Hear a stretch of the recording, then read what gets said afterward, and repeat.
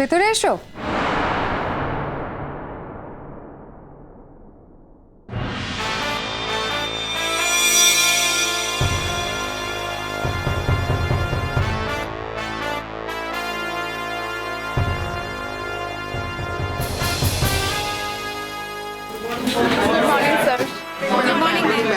Good morning, everybody. Be seated.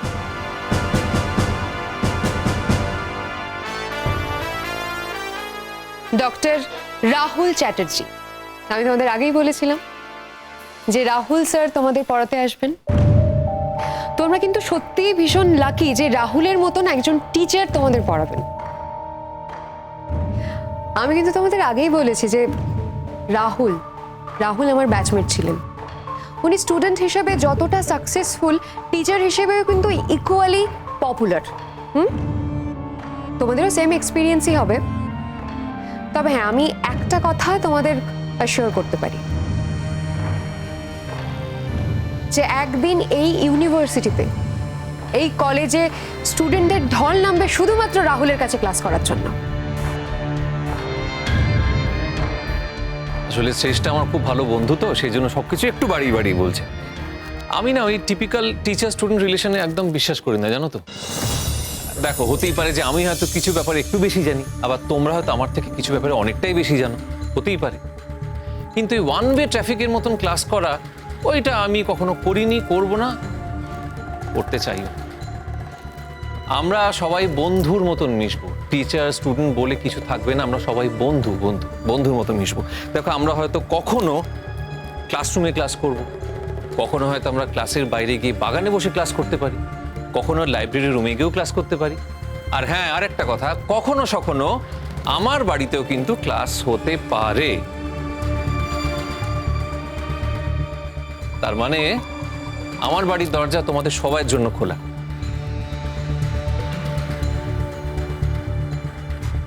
আমার বাড়িতে আমার প্রচুর বইয়ের কালেকশনস আছে। যদি কেউ চাও, মানে যারা পড়াশোনা করতে ভালোবাসো, তারা সেসব বই নিয়ে পরীক্ষা দিতে পারো। পরীক্ষা দেওয়ার পর বই ফেরত দিয়ে দেবে, হয়ে গেল। আর যারা পড়াশোনা করতে অতটা ভালোবাসো না, ধরো কেউ গান করতে ভালোবাসো, কেউ ডিবেট করতে ভালোবাসো, তারাও করতে পারো। আসলে কি জানো তো, আমি না ব্যাপারটাকে খণ্ডিতভাবে খুব একটা দেখি না। আমি সবকিছুর মধ্যে আনন্দ খুঁজে নিই। এনিওয়ে, আমি আজকে তোমাদের আমার সাবজেক্ট সম্পর্কে একটা প্রাথমিক ধারণা দিই। কিন্তু তার আগে আমি পরিচয় পর্বটা সেরে নিই। হ্যাঁ, আমি এই ক্লাসের সমস্ত ছেলে মেয়েদেরই পড়িয়েছি। এরা কিন্তু প্রত্যেকে পড়াশোনায় ভীষণ ভালো, কিন্তু ক্লাসের বেস্ট স্টুডেন্ট হলো মোহর বসু।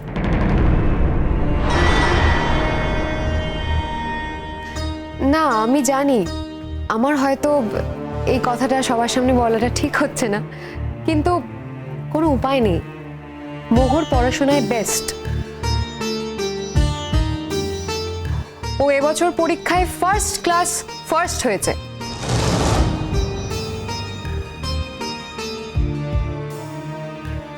ওয়াও, কে মোহর বসু?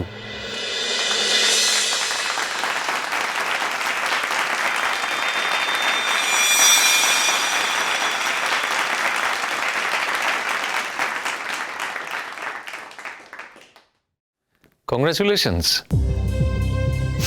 তুমি খুব লেখাপড়া করতে ভালোবাসো বুঝি?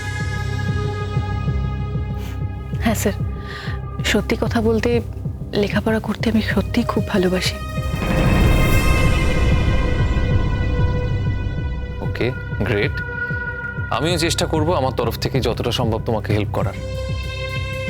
রাহুল, ও যাতে ইউনিভার্সিটিতেও এই রেজাল্টটাই মেনটেন করতে পারে, তার রেসপন্সিবিলিটি কিন্তু তোমার।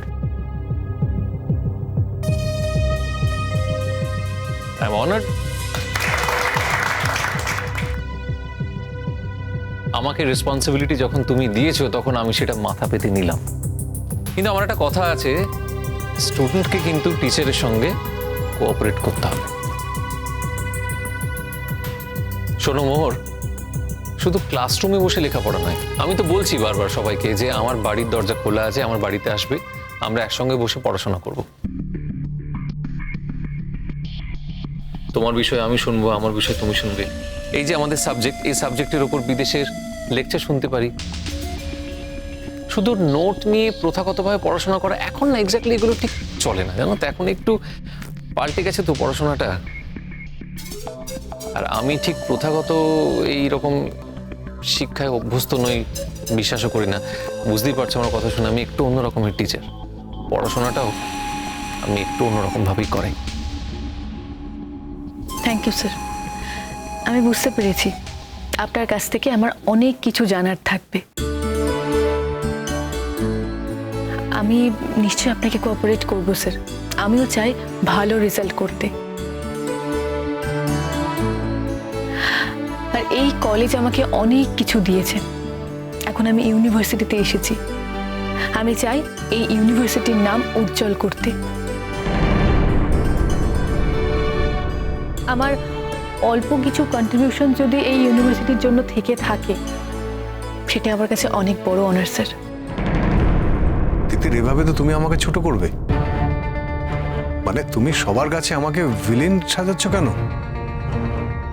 মানে সবাই তো সেটা মনে করবে যে গুরুজি তোমাকে নমিনেট করেছেন বলে আমি রিয়াক্ট করছি। হ্যাঁ, আমি সেই জন্য তোমাকে কনফারেন্সে বাজাতে দিতে চাইছি না, সেটাই তো মনে করবে সবাই। না ঈশান, আমি গুরুজিকে বলবো যে আমার ব্যক্তিগত ইচ্ছাই এর জন্য তাই। হ্যাঁ, আমি বাজনা ভালোবাসি, আমি বাজাতে ভালোবাসি, কিন্তু সেটা আমার নিজের জন্য, সকলের জন্য নয়। মানে এতদিন এই কথাটা বলনি তুমি, মানে গুরুজিকে হঠাৎ করে এই কথাটা বলে উনি তো বিশ্বাস করবেন না। সবাই দুয়ে দুয়ে চার করে নেবে, এটা বুঝতে পারছো কি তুমি? হ্যাঁ, কেউ তো বোকা নয়, সবার বুদ্ধি আছে, সবাই বুঝতে পারবে। বললাম তো তুমি যাও, আমি যাব না। তিতির, তুমি না গেলে কিন্তু আমারও যাওয়া হবে না, আমিও যাব না। মানে তুমি চাও কি, মানে আমার ক্যারিয়ারটা শেষ হয়ে যাক? তুমি তাই চাও? হ্যাঁ, আমি অন্য কোনো পেশা খুঁজে নি, তাই তাই তো তিতির? যতটুকু শিখেছি ততটুকু দিয়ে চালিয়ে দিই, আর সব স্বপ্ন দেখা বন্ধ, ব্যাস।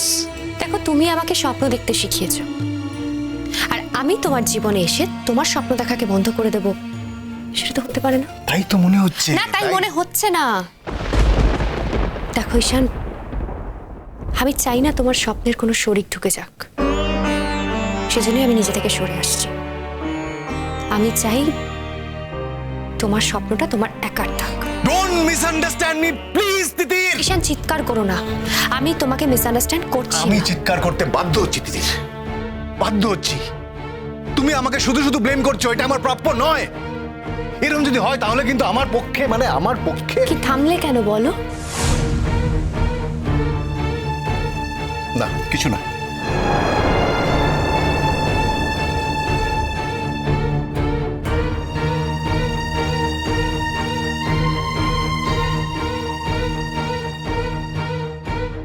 বেশ, আমি গেলে তোমার যেতে আপত্তি নেই তো? দেখো দিদির, আমি কোথাও গিয়ে কোনো প্রশ্নের মুখোমুখি হতে চাই না। ও, তুমি কোথাও গিয়ে কোনো প্রশ্নের মুখোমুখি হতে চাও না, সেই জন্যই যেতে চাইছো। মানে গুরুজি যদি তোমাকে কোনো প্রশ্ন করেন তাহলে তুমি অস্বস্তিতে পড়বে। Absolutely, absolutely. মানে আমি কোনো প্রশ্নের মুখোমুখি হতে যাব কেন? তিতির, তুমি আমাকে মিস ইন্টারপ্রেট করছো। গুরুজি যে কথাগুলো তোমাকে বলেছেন সেগুলো তুমি একজন মহিলা হিসেবে বলেছেন, তুমি একজন মহিলা বলে বলেছেন। প্লিজ ঈশান, তুমি আর যাই করো আমাকে এভাবে হিউমিলিয়েট করো না। দেখো, আমি একজন মহিলা বলে জীবনে আলাদা করে কোনো প্রেফারেন্স কোনোদিন চাইনি, আর মহিলা বলে আলাদা করে কোনো সুযোগ সুবিধাও চাই না। আর আমার বিশ্বাস যে গুরুজিও কোনোদিন আলাদা করে কোনো সুযোগ সুবিধা আমাকে দেননি। মানে একসঙ্গে তোমরা অনেক ছেলেমেয়েরা ক্লাস করো, আমিও তাদের মধ্যে একজন। সবাইকে বাদ দিয়ে হঠাৎ করে তোমার এটা কেন মনে হলো যে আমি মহিলা বলে আমাকে উনি আলাদা করে প্রেফার করেন? হয়তো ব্যাক অফ দ্য মাইন্ড সেটা আছে,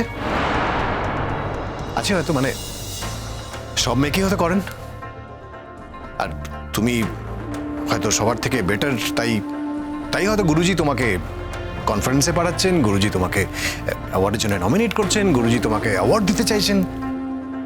ও, তাহলে এসবের জন্য আমার কোনো যোগ্যতাই নেই, তাই তো?